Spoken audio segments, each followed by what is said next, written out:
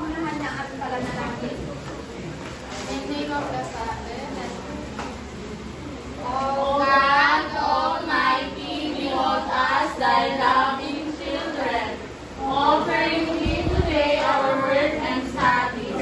Help us, dear Lord, to be obedient to our teachers, kind to our companions, diligent to our studies, that we will merit thy blessing for ourselves, for our school, our beloved country, the Philippines. Amen. Maraming salamat. Magandang araw, mga bata! Magandang araw po, teacher! Kamusta ang inyong araw? Okay lang po, teacher! Bago kayo magsiupo ay pagpipulot na yung mga basura sa ibabaw ng hinaguan at pag-iayos ng din ang iyong mga upuan. Ngayon mga bata, magtatanda si Guro ng iban. Kapag tinawag ko ang iyong pangalan, ay itas lamang ang iyong kanang kamay at sabihin, narito po, Guro. Romar, Narito po, Guro. Dasal, Antico, narito po, Guro. Christina, Narito po, Guro! Magaling at walang initan sa ating klase. Mga bata, magbigay kayo ng mga atutunin dito sa ating silid-aralan. Yes, Christina? Teacher, makinig po. Okay. Jonathan? Teacher, itaas ang karang kamay kung gustong sumagot o yung may gustong itanong. Ano pa? Yes, Daniela? Makinako po, teacher. Ano pa? Meron ka ba? Yes, Annie? huwag pong maingay. Magaling. Yes? Respetuhin ang bawat isa. Magaling. Maasahan mo ba yan sa inyo, mga bata? Opo, teacher! Ngayon, mga bata, ano ang itatutira dito sa aking harapan? Ang mga mag-aaral, Yes, Daniela? mga mag-aaral po, mag-aaral po. Magaling sila ay mag-aaral. Karapatan nilang mag-aaral ay masahan nilang natatamasa dito sa Pilipinas. Tungkulin nilang mag-aaral ng mabuti upang makamit ang kanilang mga pangarap. Ngunit wala silang mga gamit sa pag-aaral. Gusto niyo ba silang tulungan, mga bata? Opo, teacher! Ganon. Upang matulungan mo sila, ay kailangan may makilahok sa gawain o aktibidad na ibibigay ng guro. Papagating ko ang klase sa buong pagkat. Simula dito kay Romar, kay Annie, ay magiging pagkat isa. At simula dito kay Annie Rose at kay Christina ay magiging pagkat dalawa. At kay Erica hanggang dito kay Jmar ang pagkat tatlo. Sa bawat tamang sagot ninyo ay katumbas ng isang gamit sa pag-aaral. At kung sino yung mas maraming kagamitan, ay siyang panalo. Maliwanag ba yun, mga bata? Opo, teacher! Ngayon, mga bata, may mga teacher na may kwento. Babasahin muna ni teacher ang kwento ay pagkatapos kayo.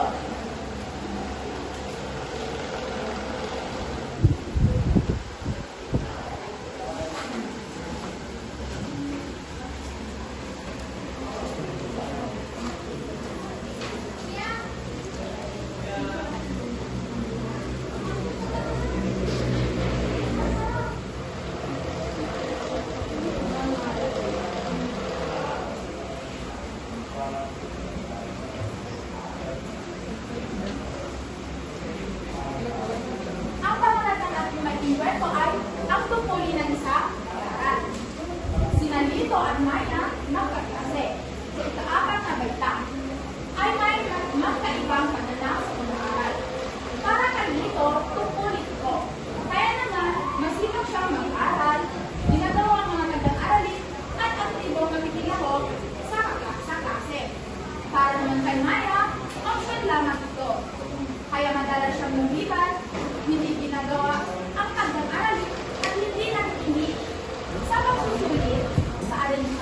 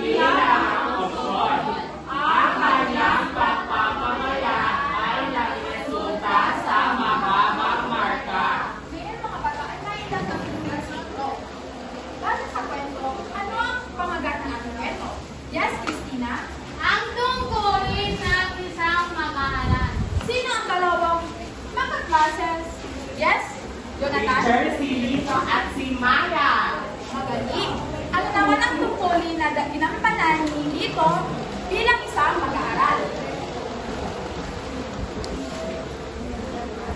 Yes, Tima? Dahil masipag ng mag-aaral, teacher.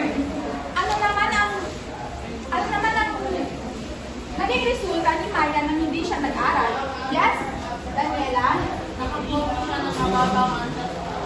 Ano naman ang aral na kinuha ni Maya sa karanasan niyang hindi siya nag-aral? Yes, Glory? Huwag pabayaan kung mag-aaral sa teacher. Magaling. Ngayon mga bata ay may ipapakita siguro ay bago yan ay sino ang makakapagsabi sa atin kung ano yung tinalakay natin kahapon? Yes, Camille?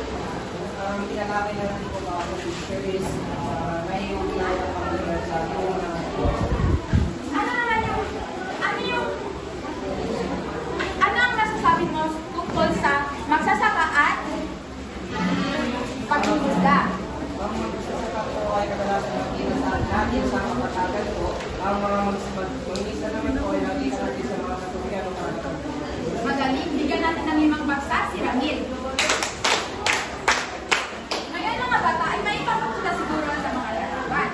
Tumuyin ninyo kung ano ang pinapakita ng larawang ito. Ano ang pinapakita ng larawang ito mga bata? Yes, Anin?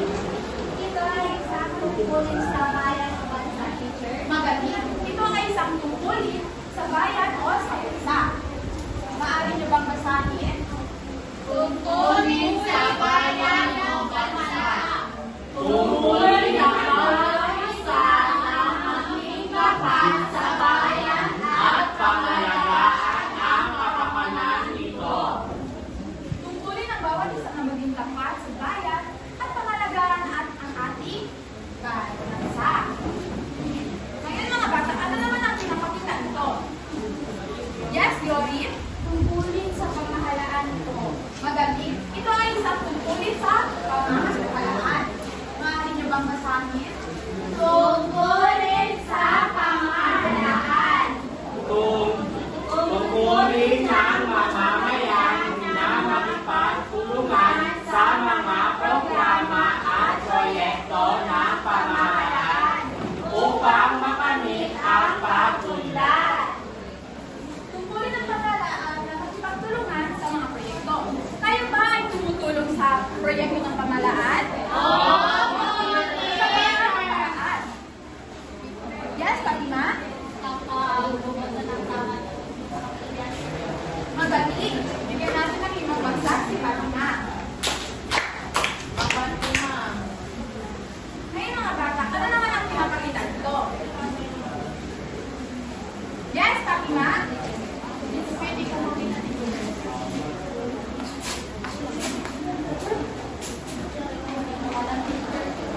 Sino may alam? Yes, Glory? Teacher, tungkulin po sa kapwa. Magaling. Ito ay isang tungkulin sa kapwa. Maaari niyo bang basahin? Tungkulin sa iba o kapwa. Tungkulin natin igalang ang karapatan ng iba. Tungkulin natin na igalang ang kapwa o ng iba. Kayo ba ay ginagalang niyo ang kapwa niyo? Opo, teacher! Sa paanong paraan? Yes, Glory. Sa pagrespeto po. Sa pag-respeto magaling. Ano pa? Meron pa ba? Yes, Fatima? Kapag tayo ay nagdadala ng pagkain po sa kanila, teacher. Magaling. Ngayon mga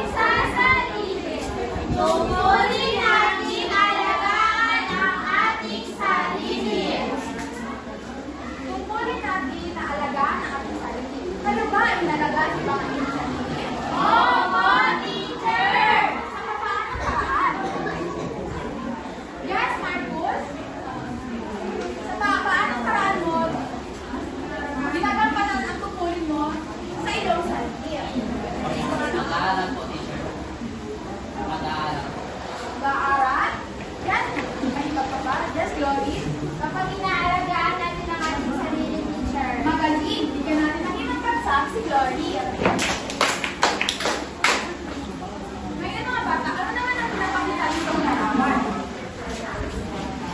Yes, Namra? Pagsama sa Diyos o tungkulin sa Diyos? Maaari niyo bang basahin? Tungkulin sa Diyos. Tungkulin ng bawat isa na magpakita ng pagmamahal at pananampalataya sa buong may kapal. Kayo ba'y nananampalataya sa Diyos? Anong paraan? Yes, sir. Pag-pray? Magaling. Ano pa? Magaling. Lahat ng sagot. Kaya tama. Bago matulog. Tama, isa na. Ngayon mga bata, ay may papakita ulit siguro ng mga larawan. Tutuyin niyo ulit kung ano ang pinapakita ito. Yes, Glory. Nag-aaral po. Nag-aaral. Ito ay isang halimbawa na karapatan na mag-aral. Review. Kayo ba ay nag-aaral ng mabuti? Christina? Ano naman ang pinapakita ng larawan ito? Yes, Bea? Karapatan mo ba sa teacher? Ano yun ulit, Bea? Mo sa teacher. Tama, ito ay karapatang bumoto. Ito ay isang halimbawa. Kayo ba ay bumuboto? Hindi pa ako. Yung nanay nyo. Ano ang napapansin nyo kapag bumuboto ang inyong mga magulang? Yes, Christina. Magaling. Ano naman ang pinapakita ng larawan ito? Yes, Annie? Ang ipinapakita ko ng larawan ay isa ikaw tungkulin na may mga pagkakas. Magaling. Ito ay isang halimbawa ng tungkulin ng karapatan na magtrabaho. Ngayon mga bata, may idea na ba kayo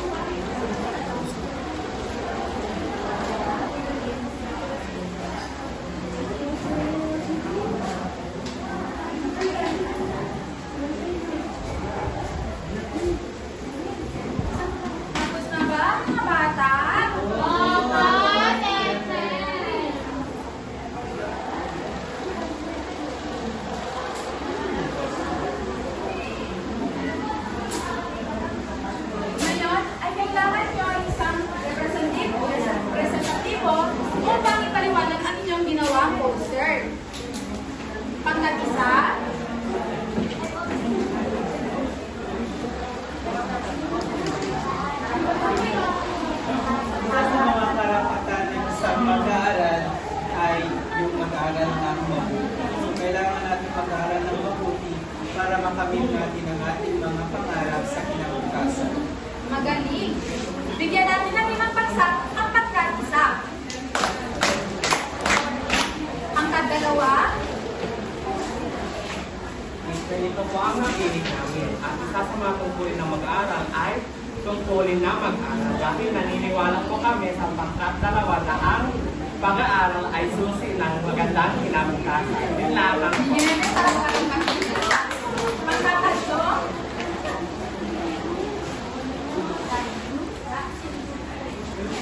Ay, nakakasay na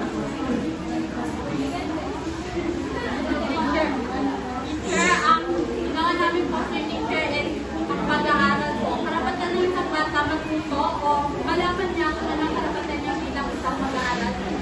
Ang pamagitan ng pag-aaral ng kakamit niya ang kanyang pangarap. magaling. Bigyan natin ng 5 bagsak si Fatima. Ngayon ay magbibigay si teacher natin ng toss. Sa pangkat-1, nakakuha sila ng 20 points. Ang pangkat-2 ay nakakuha sila ng 19 points. Ang pangkat-3 ay nakakuha ng 20 points. Bigyan natin ng 5 bagsak ang ating mga salin. Ngayon mga bata ay may ibibigay ko si teacher na pagsusulit. Ang kailangan nyo lang gawin ay isulat dito. May ibibigay si teacher na papel.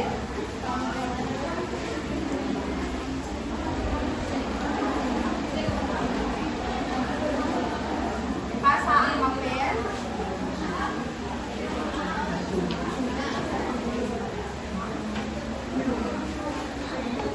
Pagkibasa nga, panutut, Romar. Panuto.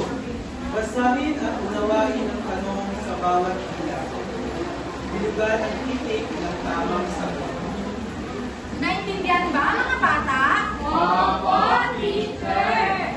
At may pangalawang masusulit pa. Pagkibasa nga, Anin. Panluto. Una na, graphic organizer ng mga tungkulin ayon sa iyong mga karapatan. Isulat ang sagot sa sagutang papel. Ngayon, pwede na kayo magsimula at bibigyan ko lamang kayo ng 5 minuto. Tapos na po, teacher.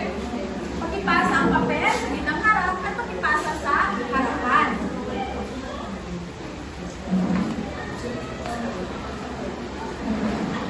Lahat na ba ng papel ay narito? Opo, teacher! Kunin niyo ang inyong mga kaderno sa araling panlipunan at isulat ang inyong aralin. Tayo ng bawat sitwasyon at tanong. Isulat ang kaugnay na tungkulin sa inyong mga kwaderno. Magsimula na kayo magsimula. Tapos na po, teacher. Magaling. Ayun mga bata, ay ilalagay natin ang inyong nakuhang report sa mag-aaral 1, sa pangalawa, sa mag-aaral 2, sa mag-aaral 3, Lima, dalawa. sino ang nanalo? Kami! Ang Bigyan apat natin ko. ang 5 bagsak. 1, 2, 3, 4.